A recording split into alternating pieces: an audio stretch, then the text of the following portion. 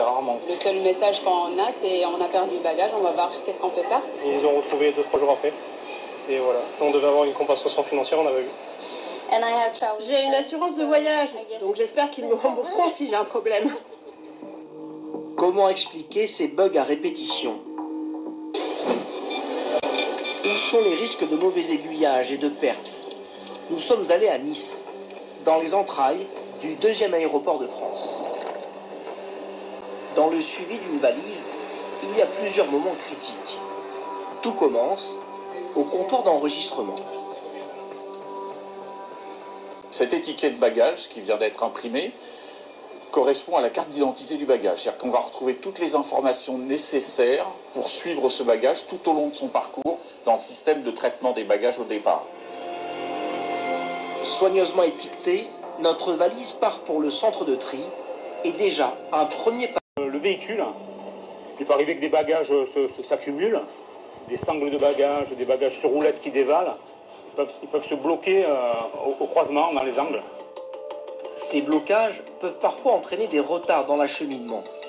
Depuis le début de l'année, 2 millions de bagages ont été transportés sur ces voiturettes. Direction, la lecture du code barre, c'est le moment critique.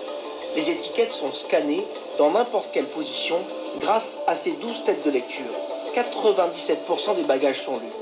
Les autres atterrissent ici. Les textes sont mal imprimés, donc j'en scanne beaucoup aujourd'hui.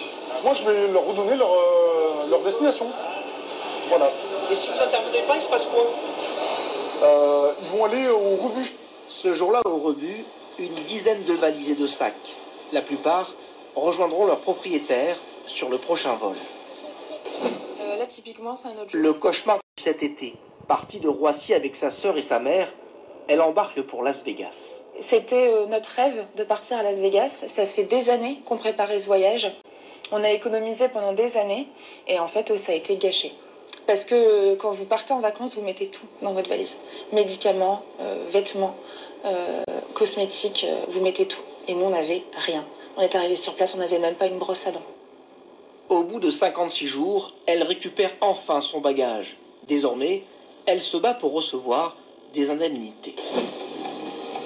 Cette année, avec la reprise du trafic, le nombre de bagages égarés ou mal acheminés a augmenté de 24% en un an.